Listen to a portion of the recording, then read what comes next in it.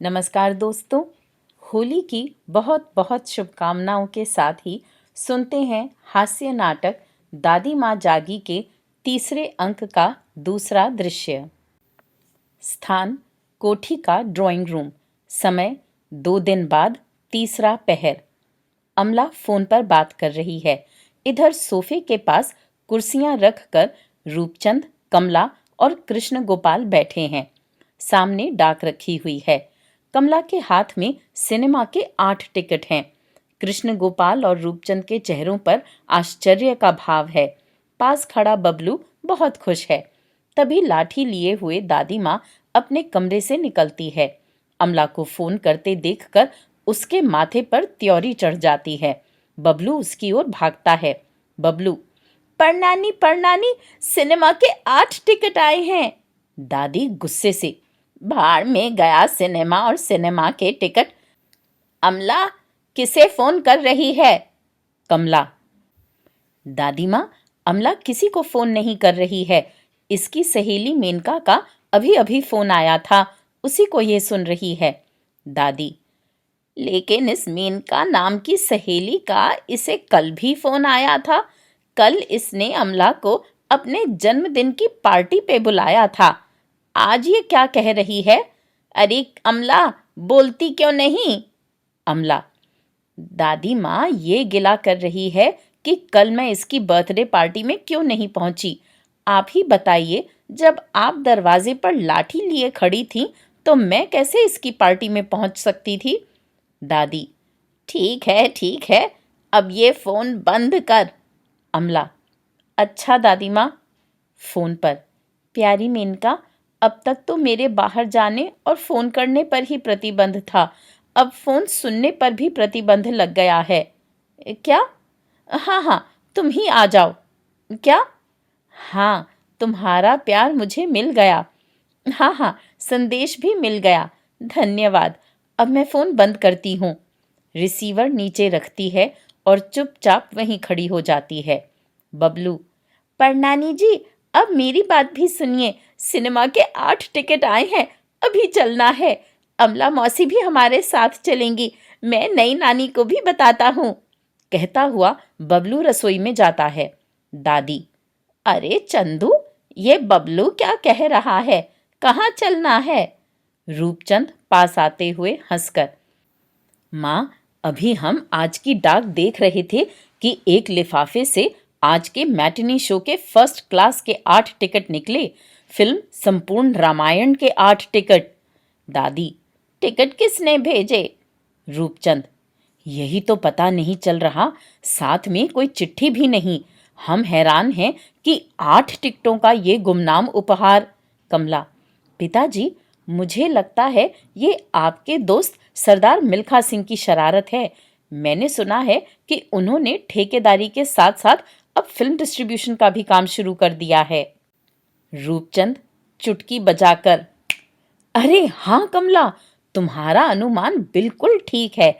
ऐसे मजाक करने की मिल्खा सिंह की पुरानी आदत है। मैं अभी उसे फोन करता हूँ। पार्वती रसोई से बबलू के साथ आती है। कृष्ण, पिताजी, फोन तो बाद में भी हो सकता है। मैंने जांच कर ली है। 8 के 8 टिकट असली हैं। 3:15 बज रहे हैं। 3:30 बजे मैटिनी शो शुरू हो जाएगा। अगर हम अभी नहीं चले तो ये फर्स्ट क्लास के 8 टिकट बेकार हो जाएंगे। कमला, पिताजी, किशु ठीक कहता है। हमें फौरन चल देना चाहिए। आज हमारे ऑफिस में कोई काम तो है नहीं। किसी ने चाहे गुमनाम ही उपहार भेजा है, उसका निरादर नहीं होना चाहिए। कृष्ण, और कहीं दूर जाना भी नहीं, हमारी कोठी के सामने ही तो है सिनेमा हॉल। रूपचंद, तो चलो, माँ को भी साथ ले चलते हैं, 2 मिनट का रास्ता है। दादी, अरे मैं नहीं देखती सिनेमा विनेमा, तुम सब जाओ, अमला को भी ले जाओ।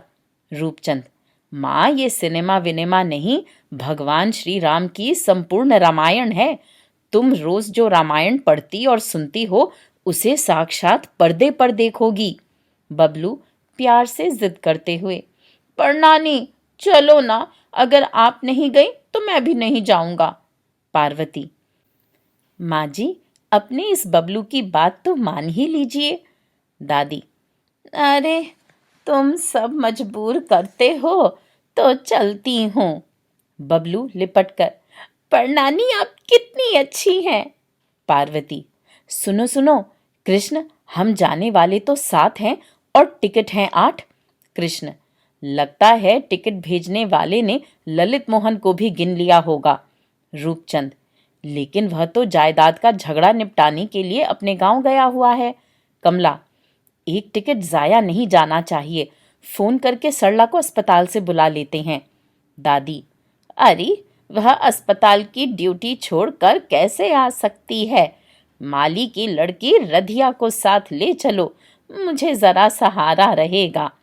कृष्ण, ठीक है, मैं रधिया को बुलाता हूँ।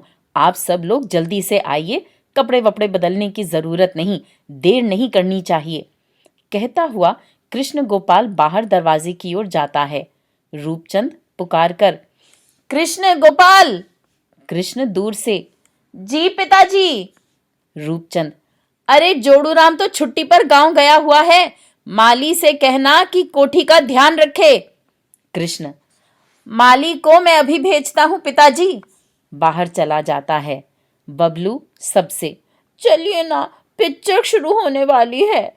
कमला, हाँ हाँ, जल्दी चलिए। आओ दादी माँ, आओ माँ, आओ अमला, सब अपना अपना टिकट ले लें। कमला जल्दी जल्दी टिकट बांटती है। सब लोग बाहर जाते हैं। पोर्टिको में उन्हें कृष्ण गोपाल और रधिया मिल जाते हैं। माली पोर्टिको में खड़ा रहता है। रूपचंद दूर से, माली, बड़ी होशियारी से कोठी की चौकीदारी करना। माली, जो हुक्म मालिक। कुछ देर बाद माली ड्राइंग रूम में आता है। स्वगत, लगता है कोई बहुत बढ़िया फिल्म है। कोठी के सब लोग देखने गए हैं, साथ मेरी बेटी को भी ले गए हैं। अपने भाग्य में तो फिल्म देखना बदा ही नहीं, गृहस्थी का खर्च चलाना मुश्किल है, फिल्म के लिए पैसे कहाँ से आएं। तभी बाहर से अमला वापस आती है। उसने अपना पेट पकड़ रखा है। अमला आते हुए दर्द से कराहते हुए, "आह, माली।" माली हैरान होकर, अरे अमला बीबी, आप वापस लौट आई। अमला पेट दबाकर कराहकर, मेरे पेट में अचानक बड़े जोर का दर्द होने लगा है, इसीलिए वापस लौट आई, वे सब लोग गए हैं। माली चिंतित होकर, पेट दर्द के लिए कोई दवा। अमला पर्स खोलकर, वह मेरे पास है, जल्दी से रसोई से पानी का एक गिलास ले आ। माली, अभी लाया। माली रसोई की ओर जाने लगता है कि अमला उसे रोकती है। अमला, ठहर माली, मेरे पास पेट दर्द की जो गोली है वह चूसने के लिए है, पानी से निकलने के लिए नहीं। पर्स से झूठ मूठ गोली निकालकर मुंह में डालती है और दोनों हाथों से पेट दबाकर आंखें मूंद लेती है। कुछ देर बाद वह आंखें खोलकर जरा मुस्कुराती है। अरे वाह, इस गोली ने तो जादू का सा असर किया। मेरा पेट दर्द धीरे धीरे कम हो रहा है, जरा लेटूंगी तो ठीक हो जाएगा। सोफे पर लेटती है। माली, सरला बीबी को अस्पताल फोन करके बुला लीजिए ना। अमला, उसे फोन करने की जरूरत नहीं, उसका ड्यूटी से आने का वक्त हो गया है। थोड़ी देर बाद एकाएक, अरे मैं भी कैसी भुलक्कड़ हूँ, अपना सिनेमा का टिकट मैं अपने साथ ही ले आई। पर्स से टिकट निकालती है। ये टिकट जाया नहीं जाना चाहिए। माली, ये टिकट तुम ले लो और जाकर सिनेमा देखो, बहुत अच्छी धार्मिक फिल्म है, रधिया भी गई है। माली टिकट को ललचाई नजरों से देखते हुए, लेकिन आपको इस तरह बीमार छोड़कर मैं कैसे जा सकता हूँ। अमला, अरे अब मैं ठीक हूँ, थोड़ी सी कमजोरी है और फिर सरला अस्पताल से आ ही रही है, तुम जाओ। माली को टिकट पकड़ाती है। माली, अच्छा तो आप कहती हैं तो। जाते जाते रुककर, बड़े मालिक को समझा दीजिएगा। अमला हंसकर, अरे मैं कह दूंगी कि तुम्हें मैंने जबरदस्ती सिनेमा देखने भेजा था, अब जल्दी जाओ। माली टिकट लेकर जल्दी से बाहर जाता है। अमला लपक कर बाहर वाला दरवाजा अंदर से बंद करती है और फिर मुस्कुराती हुई सीढ़ियों से ऊपर जाती है। क्षण भर में वह एक सूटकेस लेकर नीचे उतरती है।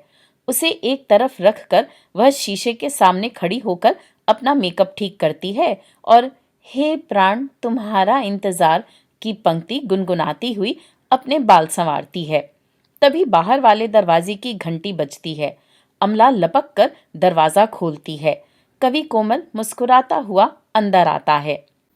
कोमल अमला को बाहों में लेकर, मेरी उर्वशी। अमला हंसकर शरारत से, मेरी मेनका। कोमल हंसकर, हाँ, हम उर्वशी की सहेली मेनका भी हैं। प्रिय, कल जब फोन तुम्हारी दादी माँ ने उठाया तो हमें मेनका का स्वांग भरना ही पड़ा। आज भी वही स्वांग भरा। हमारी अभिनय कला की श्रेष्ठता का विश्वास हो गया ना। अमला, मेरे देवता, आपकी अभिनय कला, काव्य कला और संगीत कला की श्रेष्ठता का विश्वास तो मुझे पहले से ही था। आज तो मैं आपकी विलक्षण बुद्धि का लोहा मान गई।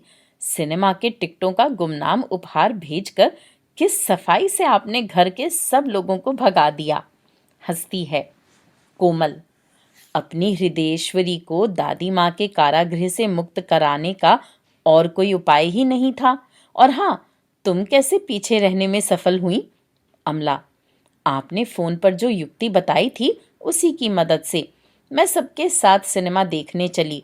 बाहर सड़क पर पहुंचते ही मैंने पेट दर्द का बहाना किया और वापस आ गई। कोमल, उधर शूल का अभिनय स्वाभाविक रहा होगा ना।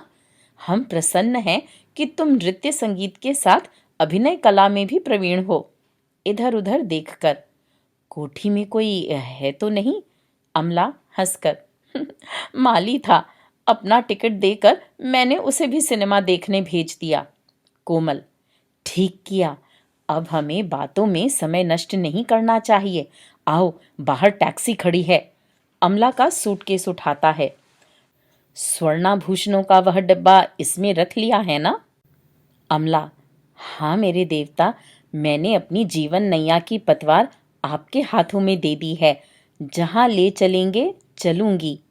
कोमल, हम सीधे बंबई जा रहे हैं। अमला जरा घबराकर, बंबई? कोमल, हाँ प्रिय, बंबई, फिल्म नगरी बंबई, देश की सर्वश्रेष्ठ सुंदरी, सर्वश्रेष्ठ नृत्यांगना, सर्वश्रेष्ठ अभिनेत्री के गुणों की सही परख बंबई में ही हो सकती है। अमला, लेकिन शादी?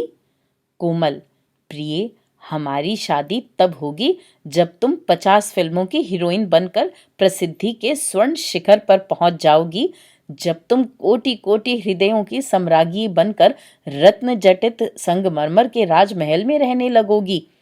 प्यार से बाह पकड़कर, आओ, मैंने कुछ ही देर बाद बंबई प्रस्थान करने वाले वायुयान में 2 सीटें आरक्षित करवा रखी हैं। कवि कोमल सूटकेस उठाता है।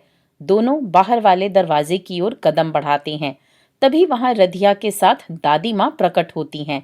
दादी चिल्लाकर, रुको!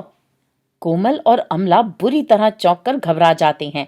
कोमल के कांपते हुए हाथों से सूटकेस नीचे गिरकर खुल जाता है। उसमें जेवरों का डिब्बा दिखाई देता है। रधिया हैरान होकर, कवि कोमल के साथ अमला बीबी भाग रही थी? दादी माँ, आपका शक ठीक निकला। दादी, अरे शक तो मुझे टिकटों के मुफ्त उपहार और इस अमला के पेट दर्द के बहाने से ही हो गया था।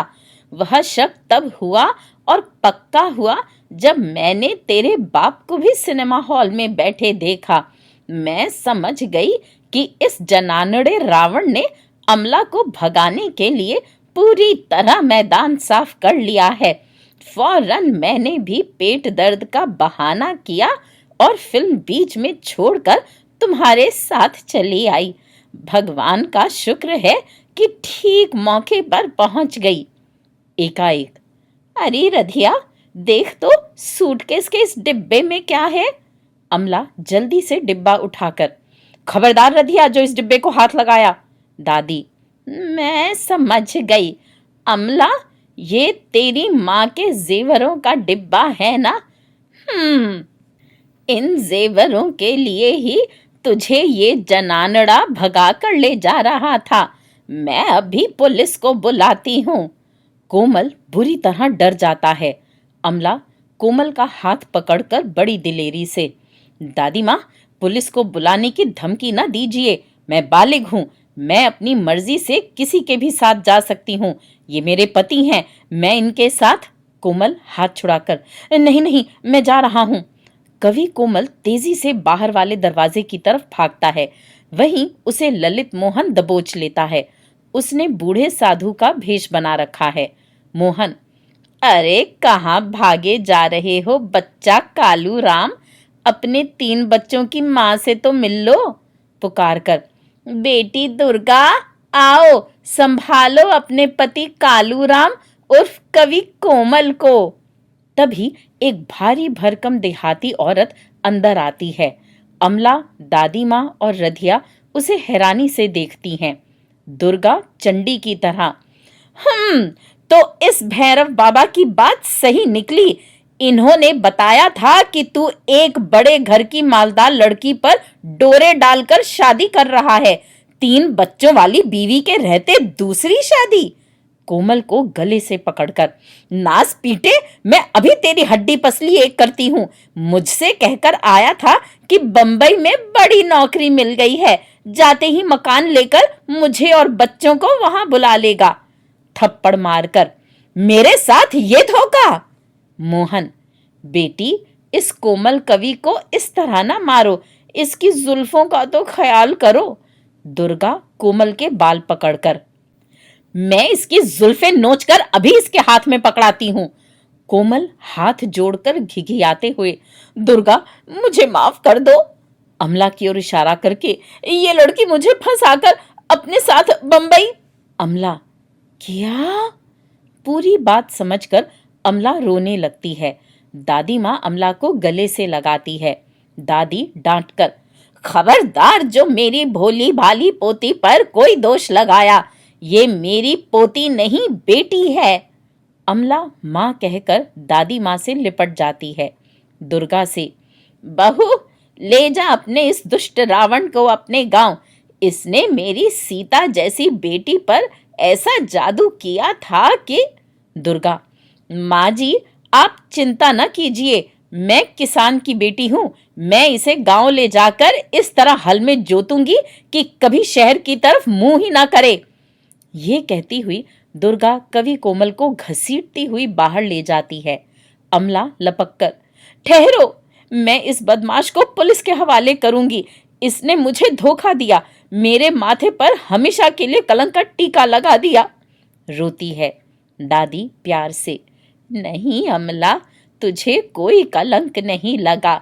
तू गौरा की तरह पवित्र है। आज की इस घटना का पता किसी को नहीं चलेगा। इस भैरव बाबा को धन्यवाद दो कि इन्होंने ऐन मौके पर पहुंचकर तेरी ही नहीं, तेरे बाप के वंश की भी इज्जत बचाई है। छुओ इनके पांव। अमला ललित मोहन के पांव छूने लगती है। रधिया, नहीं अमला बीबी, पांव छूने से पहले बाबा जी की ये दाढ़ी छुओ। रधिया ललित मोहन की दाढ़ी खींचती है। नकली दाढ़ी उतर जाती है। मोहन झूठ मूठ गुस्से से, ये क्या किया बालिके? दादी हैरानी से, अरे मोहन, तुम? मोहन हंसते हुए हाथ जोड़कर, नानी माँ के हुक्म का बंदा हाजिर है। सब हंसते हैं। मंच पर दृश्य समाप्ति सूचक अंधेरा हो जाता है। तीसरा दृश्य। स्थान कोठी का ड्राइंग रूम।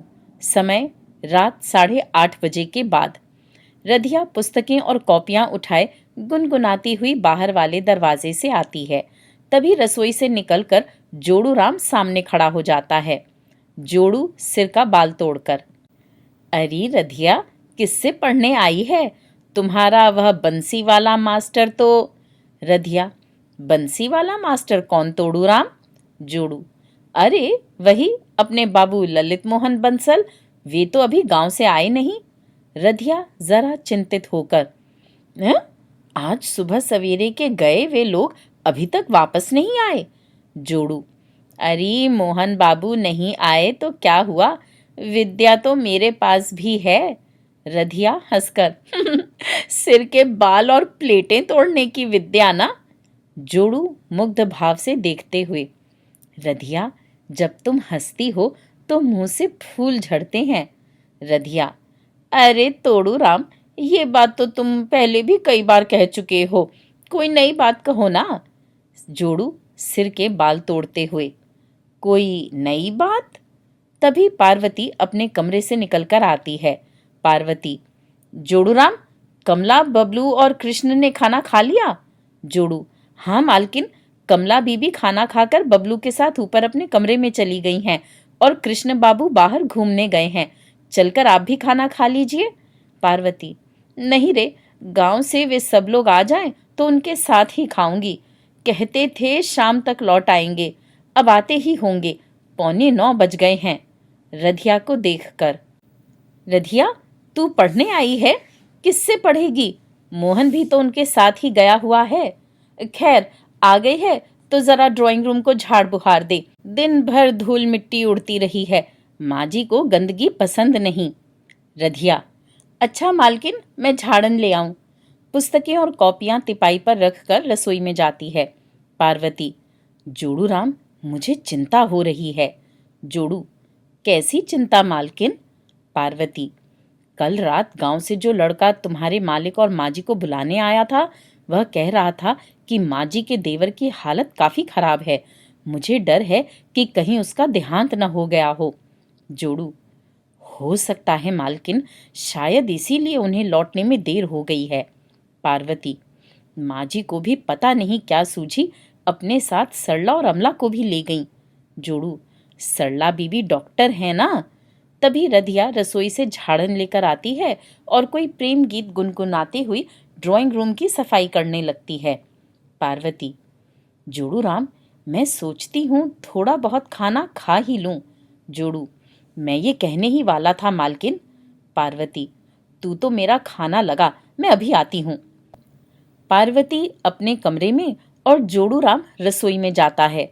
रधिया झाड़ती बुहारती हुई प्रेम गीत गाने लगती है। कुछ देर बाद बाहर से कृष्ण गोपाल आता है। वह ठिठक कर मुग्ध भाव से रधिया के गाने की दाद देने लगता है। तभी कमला सीढ़ियों से उतरती है। उसके माथे पर बल पड़ जाते हैं। कमला डांटकर, रधिया बंद कर अपना ये रंगीला गाना, इस मुई को मर्द देखकर ही गाने की सूझती है। रधिया गाना बंद करके बड़ी आह दृष्टि से कमला की ओर देखती है। कृष्ण बिगड़कर, कमला तुम बड़ी शक्की स्वभाव की हो, तुम्हारा मतलब है कि ये रधिया मुझे रिझाने के लिए गा रही थी। शोर सुनकर पार्वती अपने कमरे के दरवाजे पर आ जाती है। कमला, मैं क्या जानूं, जो देखा सो कह दिया। मैं तो जवान कुंवारी लड़की को घर में नौकर रखने के पक्ष में ही नहीं थी। दादी माँ ने ही अपने लाडले नाती की सिफारिश पर इसे।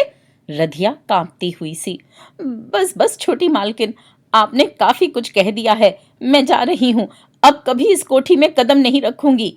कमला, जा दफा हो। रधिया अपनी पुस्तकें और कॉपियां लेकर बाहर वाले दरवाजे की तरफ कदम बढ़ाती है। पार्वती जल्दी से आगे बढ़कर उसे रोकती है। कमला घमंड से गर्दन झटक कर रसोई में चली जाती है। पार्वती, रधिया कहाँ जा रही है? रधिया रुआंसी सी, मालकिन, मुझे अब इस कोठी में नौकरी नहीं करनी है। मैं एक गरीब बाप की कुंवारी जवान लड़की हूँ, इसलिए तोहमत लगा दी कि मैं इस कोठी के मर्दों को रिझाने के लिए गाना गाती हूँ। आप अमीर लोग क्या जाने कि कोई गरीब औरत रंगीला गाना क्यों गाती है। वह रंगीला गाना गाती है अपना दुख दर्द भुलाने के लिए, गरीबी की आंच से राहत पाने के लिए। अच्छा, मैं जाती हूँ। जाने लगती है। पार्वती, नहीं रधिया, तू इस तरह नहीं जा सकती। कृष्ण, तुम पर कोई तोहमत नहीं लगाई गई है। पार्वती, तू तो दादी माँ की ही नहीं, मेरी भी बेटी के समान है। रधिया, रहने दीजिए मालकिन, गरीब की लड़की किसी की बहन या बेटी नहीं होती, वह तो। खैर, दोष मेरे माँ बाप का है। मैं अपने घर में सबसे बड़ी हूँ। जब मैं पैदा हुई थी तो जमुना पार की बस्ती में मेरे बापू की दूध की डेयरी थी। घर में 3 भैंसें थीं। बापू दूध के धंधे से खूब कमाई करते थे और हम ठाठ से रहते थे। बापू ने एक बगीचा भी लगा लिया था। मेरे बाद मेरा भाई आया। माँ बाप ने बड़े होने पर हम दोनों को स्कूल और कॉलेज में भेजने की योजनाएं बनाई, लेकिन हमारे बाद जब एक एक दो दो साल के बाद 4 बच्चे और आ गए तो सब योजनाएं धरी की धरी रह गईं। पार्वती: ओह रधिया, घर के 8 प्राणियों के पेट की आग में तीनों भैंसें भस्म हो गईं। बाप का दूध का धंधा ठप हो गया, बगीचा उजड़ गया। मुझे और छोटे भाई को मामा के पास जाना पड़ा। बापू को यहाँ आकर माली की नौकरी करनी पड़ी। छोटे भाई को कच्ची उम्र में मामा की वर्कशॉप में काम करना पड़ा और अब मुझे भी यहाँ नौकरी करनी पड़ी। अब हमारे घर में 7वां बच्चा आने वाला है। इसका मतलब है कि रधिया फूट फूट कर रो पड़ती है और बाहर चली जाती है। तभी कमला रसोई के दरवाजे पर आती है। कृष्ण गोपाल गुस्से से उसकी ओर देखता है। कृष्ण: कमला, तुम्हें उस गरीब लड़की को इस तरह बुरा भला नहीं कहना चाहिए था। पार्वती: माँ जी सुनेंगी तो। कमला एकाएक भड़क कर: तो क्या मुझे फांसी पर लटका देगी? मुझे न दादी माँ की परवाह है, न तुम दोनों मौसी भांजे की। कृष्ण: ये ना भूलो कि मेरी मौसी अब इस घर की मालकिन है। कमला: इसे मालकिन किसने बनाया? मैंने। और किशु, तुम भी ना भूलो कि एक मामूली मुंशी से मैंने ही तुम्हें इस घर का दामाद बनाया है और मैं जब चाहूं तुम्हें तलाक देकर सड़क पर फेंक सकती हूं। कृष्ण हंसकर: तलाक? किस बिना पर मुझे तलाक दोगी? कमला: छोकरीबाजी की बिना पर। कृष्ण चौंक कर: क्या? कमला: मुझे सब पता चल गया है कि तुमने उस कवि कोमल से क्यों दोस्ती की हुई थी। तुम उससे मिलने के बहाने उस नृत्य संगीत विद्यालय में जाते थे और लड़कियों को पटाते थे। कृष्ण: और तुम जो ठेकेदारनी बनकर बोर्ड के इंजीनियरों और अफसरों को पटाती हो। कमला गुस्से से पागल होकर: मुंशी के बच्चे, तुम्हें मेरे चरित्र पर यह लांछन लगाने की हिम्मत कैसे हुई?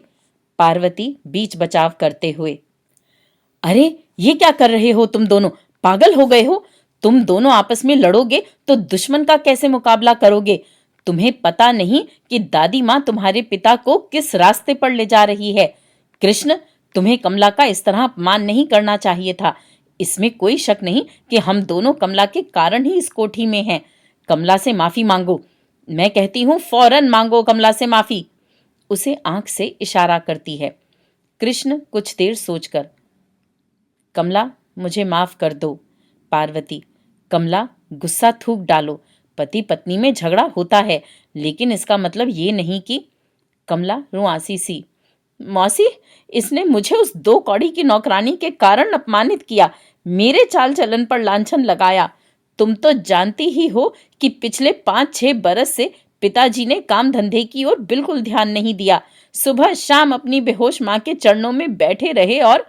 पार्वती: मैं सब जानती हूँ कमला। पिछले 5-6 बरस से तुम ही इस ठेकेदारी के काम को चला रही हो। तुम्हारी ही सूझबूझ से, मेहनत से बड़े बड़े ठेके मिले हैं, लाखों की आमदनी हुई है, जायदाद बनी है।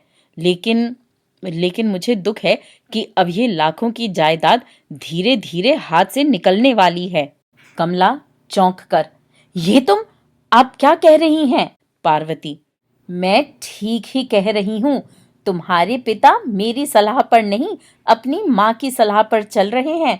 तुम्हारी माँ के गहने अमला के पास रहेंगे, ये फैसला तो तुम्हारे पिता पहले ही कर चुके थे।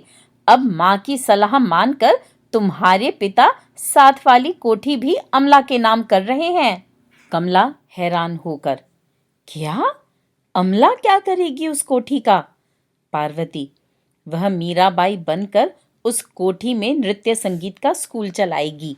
व्यंग्य से: कवि कोमल से धोखा खाने के बाद अब अमला में ऐसा वैराग्य पैदा हुआ है कि उसने दादी माँ की मर्जी से आजीवन कुंवारी रहने का फैसला किया है। कमला: कमाल है, पिताजी ने मुझसे इस बात का जिक्र तक नहीं किया।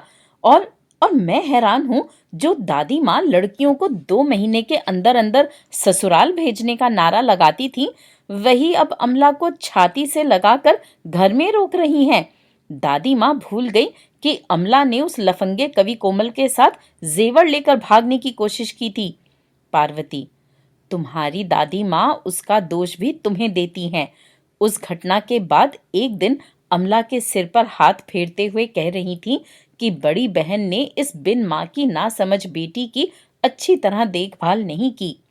कृष्ण, खैर, अमला के घर में रुकने और साथ वाली कोठी पर कब्जा करने से हमारी सारी योजना ही गड़बड़ हो गई। मैंने सोचा था कि विमला के बाद दादी माँ अमला और सरला को भी विदा कर देंगी और पीछे जायदाद संभालने के लिए हम ही रह जाएंगे। कमला, आप, बबलू, मैं। पार्वती, कृष्ण, तुम अपने ससुर जी के भांजे ललित मोहन बंसल को कैसे भूल गए, जिसे माँ जी अपनी इकलौती बेटी की इकलौती निशानी मानती है? कृष्ण, उसका क्या हक है इस जायदाद पर? पार्वती, अगर तुम्हारे ससुर की Roopchand and company private limited company बन जाए और ललित मोहन तुम दोनों के साथ उसका पार्टनर बना दिया जाए तो उसका अपने आप हक हो जाएगा। कमला, तो क्या ऐसा भी सोचा जा रहा है? पार्वती, हाँ, तुम दोनों एक बात ध्यान में रखो। तुम्हारी दादी माँ अब पहले जैसी दादी माँ नहीं। वे रोज अखबार पढ़ती हैं, देश विदेश की घटनाओं पर टीका टिप्पणी करती हैं, ठेकेदारी और व्यापार के मामलों की जानकारी हासिल करती हैं, समाज की समस्याओं के बारे में सोचती हैं। कृष्ण, क्या सरला और डॉक्टर कैलाश आहूजा की शादी के बारे में भी कुछ सोच रही हैं या नहीं? पार्वती, हाँ, दादी माँ ने कैलाश को पसंद कर लिया है। कमला, पता चला है कि शादी के बाद सरला और कैलाश फॉरेन इंग्लैंड चले जाएंगे। दोनों को वहां नौकरी मिल गई है। कृष्ण खुश होकर, चलो, ये दूसरी लड़की भी गई। कमला, लेकिन किशु, दादी माँ की 5वीं पोती बनकर ये जो रधिया आ गई है। पार्वती, और कमला, तुम्हारे बाप के चाचा ताऊ के परिवारों के लोग भी तो अब आने लगे हैं। कमला, ओह, मैंने गांव के उन भुक्खड़ों से पिताजी का मेलजोल बिल्कुल बंद करा दिया था, लेकिन दादी माँ ने फिर उनसे नाता जोड़ लिया है। पार्वती, तुम्हारी दादी माँ कहती हैं कि नाखूनों से कभी मांस जुदा नहीं हो सकता और अपनी जड़ से कटकर पेड़ कभी हरा भरा नहीं रह सकता। कृष्ण, इस कोठी का पेड़ तो जड़ से जुड़कर सूखता नजर आ रहा है। पार्वती, हाँ रे, तुम्हारे ससुर जी जेब में 5,000 रुपये डालकर अपने बीमार चाचा को देखने गए हैं आज। बाद में और कितने हजार वहां पहुंचते हैं, ये देखते जाओ। दादी माँ अपना परलोक सुधारने के लिए दान पुण्य और दीन दुखियों की सेवा में विश्वास रखती हैं। कमला दृढ़ निश्चय से उठकर, नहीं, ये नहीं होगा। हमारी मेहनत की कमाई इस तरह भूखे नंगों में नहीं बांटी जा सकती। ये सदाव्रत रोकने के लिए हमें कुछ करना होगा, फौरन कुछ करना होगा। कृष्ण गोपाल और पार्वती की आंखें मिलती हैं। कृष्ण, कमला रानी, जब तक दादी माँ है तब तक कुछ नहीं हो सकता। पार्वती, जैसे कैसे दादी माँ को बीच में से हटाना होगा। कमला एकाएक चौंक कर, क्या दादी माँ की हत्या करनी होगी? कृष्ण घबराकर, नहीं नहीं। पार्वती हंसकर धीमे स्वर में, डरो नहीं, मैं दादी माँ को मारकर नहीं, फिर से सुलाकर।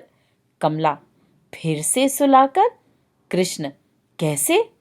पार्वती, रात को सोने से पहले दादी माँ के हुक्म से सब लोग दूध पीते हैं, दादी माँ भी पीती हैं। अगर उनके दूध के गिलास में नींद की 3-3 गोलियां रोज 2 सप्ताह तक पीसकर डाल दी जाए तो धीरे धीरे उन्हें दिन में भी नींद आने लगेगी और फिर एक दिन हमेशा के लिए। कमला डर कर सहम कर, नहीं नहीं। उसी समय जोड़ू राम रसोई से आता है। जोड़ू पार्वती से, मालकिन, मेज पर खाना लगा दिया है। कमला, माँ, तुमने अभी तक खाना नहीं खाया, 9 बजने को हैं। पार्वती, सोच रही थी कि वे लोग गांव से आ जाएं तो उनके साथ ही। तभी पोर्टिको में कार के आने और रुकने की आवाज सुनाई देती है। लगता है ये लोग आ गए। जोड़ूराम, जा जल्दी से सबका खाना लगा। जोड़ूराम रसोई में जाता है। पार्वती लपक कर बाहर वाले दरवाजे की ओर जाती है। वहां से पहले दादी माँ और रूपचंद आते हैं और फिर उनके पीछे पीछे ललित मोहन, सरला और अमला आते हैं। सबके चेहरों पर थकावट और उदासी है। आते हुए, अरे बहू, बहुत बुरा हुआ। सुबह हमारे पहुंचने से पहले ही चंदू का चाचा भगवान को प्यारा हो गया। पार्वती, ओह, ये तो वाकई बहुत बुरा हुआ माँ जी। कृष्ण, बहुत अफसोस है पिताजी। दादी रोकर, बेचारा घोर गरीबी में बिना इलाज के मर गया। उसकी घरवाली तो पहले ही मर गई थी। दाह संस्कार का सारा काम, सारा प्रबंध चंदू ने किया। कमला, तभी आप लोगों को लौटने में इतनी देर हुई। दादी माँ ड्राइंग रूम में आकर सोफे पर बैठ जाती है। पार्वती, माँ जी, आप सब दिन भर के थके मांदे हैं, पहले चलकर खाना खा लीजिए। दादी, शाम को गांव का चौधरी खाना बनवा कर ले आया था, सबने थोड़ा बहुत खा लिया था। फिर भी चंदू, मोहन और लड़कियों से पूछ लो। अमला अपना सिर दबाते हुए, मुझे तो भूख नहीं। सरला, भूख तो मुझे भी नहीं। दोनों सीढ़ियों पर चढ़ जाती हैं। उनके पीछे पीछे कमला और कृष्ण गोपाल भी चले जाते हैं। मोहन सबकी आंख बचाकर बाहर जाता है। रूपचंद, माँ, तुमने गांव में कुछ नहीं खाया था। पार्वती, चलिए माँ जी, आप कुछ खा लीजिए। दादी, नहीं बहू, मेरा कुछ खाने को जी नहीं चाहता। पार्वती, माँ जी, इस तरह फाका न कीजिए, जाने वाला चला गया, अब सिवाय सब्र के चारा ही क्या है। दादी रोकर, हाय बहू, रह रह कर देवर जी की सूरत मेरी आंखों के सामने आ जाती है। चंदू के बापू के दो भाई थे, एक बड़ा और दूसरा ये छोटा। जेठ जेठानी के मन में कोई मोह ममता नहीं थी, इसलिए ये देवर मेरे हाथों में ही पला था। हाय, मैं कर्मोजली अभी तक जिंदा हूँ और वह लक्ष्मण जैसा देवर चला गया। रोती है। पार्वती, रोइए नहीं माँ जी, आई के आगे किसी की पेश नहीं चलती है। दादी, अरे पेश न चले, मन को तसल्ली तो होती है कि घर वालों ने बीमार की सेवा में कोई कसर नहीं उठा रखी। यहाँ चंदू के घर में अपनी डॉक्टर बेटी थी। चंदू अपने बीमार चाचा को गांव से यहाँ ले आता तो। रूपचंद, कैसे ले आता माँ? इसी चाचा ने तो बापू के मरने पर और तुम्हारे बेहोश होने पर ताऊ से मिलकर घर और दुकान पर कब्जा कर लिया था। दादी, अरे तो अपनों ने ही कब्जा किया था, किसी गैर ने तो नहीं। तू तो यहाँ दिल्ली आ गया था, उस घर और दुकान की देखभाल कैसे करता?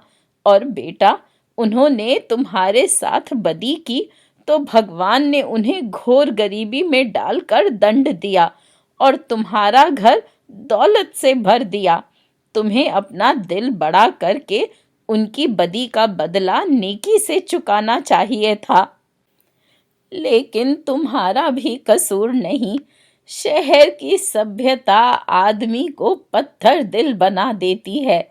अपनी कमला को ही लो, उसे तुम्हारे गांव के रिश्तेदारों से कितनी नफरत है। अभी हम आए तो उसने चंदू के चाचा की मौत पर कोई अफसोस नहीं किया, एक आंसू तक नहीं बहाया। मजे से अपने खसम के साथ ऊपर अपने चौबारे में चली गई। सरला सीढ़ियों से उतर कर आती है। दादी, अरे सरला, क्या बात है? सरला, कुछ नहीं दादी माँ, अमला के लिए दवाई लेने आई हूँ। रूपचंद, क्या हुआ उसे? सरला, उसके सिर में दर्द है, नींद नहीं आ रही। दादी, सिर में दर्द तो होगा ही, अर्थी उठते देखकर वह कितना रोई भी वहां, और फिर गांव का सफर। सरला पार्वती से, माँ, मैंने आपको वह नींद की गोलियों की शीशी दी थी ना? पार्वती सक पकाकर, हाँ हाँ, शीशी अंदर मेरे कमरे की अलमारी में रखी है। सरला, नहीं, मुझे शीशी नहीं चाहिए, अमला के लिए सिर्फ एक गोली चाहिए। पार्वती सरला को लेकर अपने कमरे में जाती है। दादी, अरे चंदू, तेरी लड़कियों में से इस अमला के ही दिल में दूसरों के लिए हमदर्दी है। बेचारी दुखिया है ना, एक दुखिया ही दूसरों के दुख दर्द को समझ सकती है। छोटी उम्र में ही चोट खा गई। मैं सोचती हूँ अगर साथ वाली कोठी में नाच गाने का स्कूल खुल जाए तो अमला का मन बहल जाएगा। रूपचंद, हाँ माँ, मैं जल्दी ही स्कूल खोल दूंगा। नाम रखूंगा फूलवती कन्या विद्यालय। दादी, मेरे नाम पर स्कूल खोलेगा? नहीं नहीं, अपने स्वर्गीय बाप के नाम पर खोलना। पार्वती और सरला कमरे में आती हैं। सरला जल्दी से सीढ़ियों की ओर बढ़ती है। दादी, अरे सरला, अमला को दवाई देकर जरा मेरे पास आना, तुझसे एक जरूरी बात करनी है। सरला सीढ़ियों पर चढ़ते हुए, अभी आई दादी माँ। दादी, अरे बहू, वह रधिया कहीं दिखाई नहीं दी। पार्वती बात बनाकर, वह रधिया आज छुट्टी ले गई थी। तभी बाहर से ललित मोहन आता है। मोहन, नहीं नानी माँ, रधिया ने छुट्टी नहीं ली, उसकी छुट्टी कर दी गई है। मैं अभी उससे मिलकर आ रहा हूँ। दादी, क्यों बहू? पार्वती ललित मोहन की ओर घूरकर, नहीं माँ जी, ऐसी कोई बात नहीं। रधिया को कमला ने जरा डांट दिया था, मैं सुबह ही उसे मनाकर ले आऊंगी। दादी, रधिया गरीब की लड़की है ना, और कमला को अपने बाप की दौलत का इतना घमंड है कि गरीबों को वह कीड़े मकोड़े समझती है। जानती नहीं कि गरीबों में भगवान का वास है। इसीलिए गांधी जी गरीबों को दरिद्र नारायण कहते थे। सरला सीढ़ियों से नीचे आती है। सरला, दादी माँ, आप कोई बात मुझसे करना चाहती थी? दादी बांह पकड़कर, अरे बैठ मेरे पास। सरला पास बैठ जाती है। तू डॉक्टर है ना, आज तू पहली बार अपने बाबा के गांव गई थी, कैसा लगा वह गांव? सरला जरा रुककर, दादी माँ, सच कहूँ, मैंने कभी कल्पना भी नहीं की थी कि इस आजाद भारत में कोई ऐसा पिछड़ा हुआ गांव भी हो सकता है जहां इतनी गंदगी है, इतनी गरीबी है, इतनी बीमारी है, जहां कोई डॉक्टर नहीं, लोगों की स्वास्थ्य रक्षा का कोई प्रबंध नहीं। मोहन, नानी माँ, सरला ठीक कहती है। मैंने आज पता लगाया कि गांव में एक वैद्य और एक हकीम है। वैद्य सत्यनारायण की कथा भी बांचता है और दवाई के नाम पर काढ़ा शरबत भी पिलाता है। हकीम की योग्यता का अनुमान आप इस बात से लगा सकती हैं कि उसने अपने घर के आंगन में उगा हुआ नीम का पेड़ कटवा दिया था ताकि लोग उसे नीम हकीम न कहें। दादी माँ के सिवा सब हंसते हैं। दादी डांट कर, अरे ये हंसने की नहीं, रोने की बात है। ये मोहन रोज मुझे अखबार से पढ़ पढ़ कर सुनाता है कि आज़ादी के बाद हमारे देश ने इतनी तरक्की की है। गांव गांव में बिजली पहुंच गई है, सड़कें बन गई हैं, साफ सुथरे मकान बन गए हैं, स्कूल, अस्पताल, डाक खाने और कारखाने खुल गए हैं। और एक मेरी ससुराल का गांव है जहां। रूपचंद, माँ, उस गांव को तुम भी जानती हो और मैं भी जानता हूँ। वहां के लोग इतने दकियानूसी हैं कि। दादी, दकियानूसी नहीं, गरीब हैं। और चंदू, तू ये क्यों भूलता है कि वह गांव तेरे बाप दादा की धरती है, तेरी जन्मभूमि है।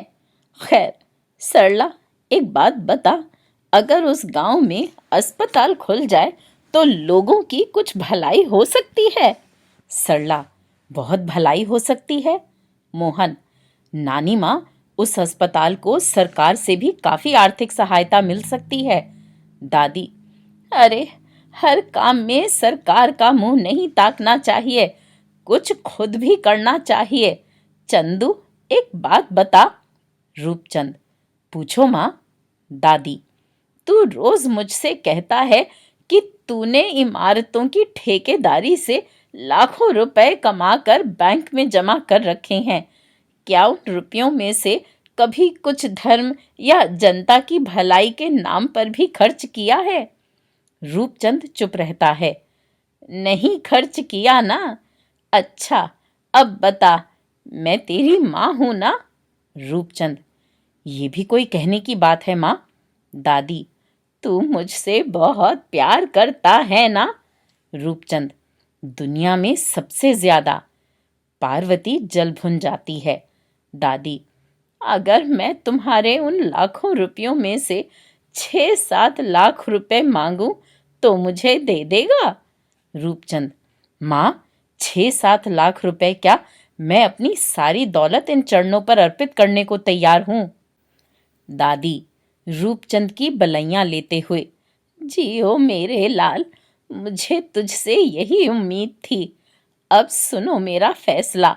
मैं तेरे बाप दादा के गांव में एक अस्पताल बनवाऊंगी और उसका नाम तेरे बापू के नाम पर रखूंगी। रूपचंद गदगद होकर माँ के पांव पकड़कर: माँ, मुझे तुम्हारा ये फैसला मंजूर है। मोहन जल्दी से हाथ जोड़कर: आप महान हैं नानी माँ। सरला खुश होकर: दादी माँ, आपने बहुत अच्छा फैसला किया है। अस्पताल उस गांव के लिए वरदान सिद्ध होगा। अब मैं जाऊं?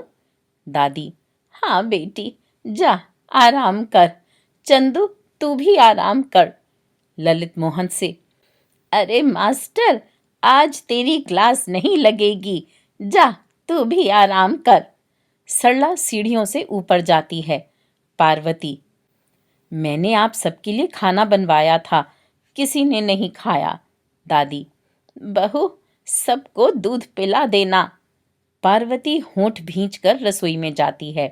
रूपचंद: माँ, तुम भी अपने कमरे में चलकर आराम करो ना?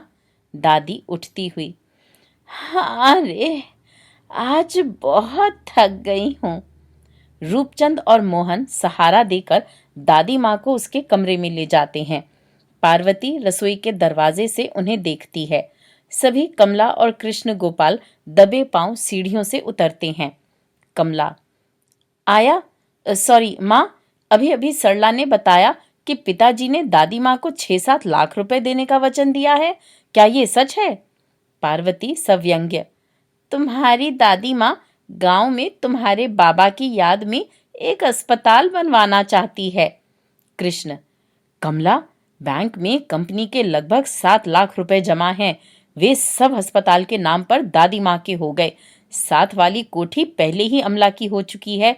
जान मारे हम और जायदाद पर कब्जा करें दूसरे। कमला गुस्से से: नहीं नहीं, ये लूट रुकनी चाहिए। कृष्ण: लूट तभी रुक सकती है अगर दादी माँ को। पार्वती: फिर से सुला दिया जाए। कमला बड़ी क्रूरता से दांत पीसकर: माँ, आज रात से ही दादी माँ को सुलाने का प्रोग्राम शुरू किया जाए। पार्वती और कृष्ण गोपाल के चेहरों पर क्रूरतापूर्ण मुस्कुराहट झलक उठती है और मंच पर दृश्य समाप्ति सूचक अंधेरा हो जाता है। दोस्तों, अभी आप सुन रहे थे दादी माँ जागी नाटक के तीसरे अंक का दूसरा और तीसरा दृश्य। इसके आगे के दृश्य लेकर आपके सामने जल्दी प्रस्तुत होंगी। उम्मीद है ये कहानियाँ आपको पसंद आ रही होंगी।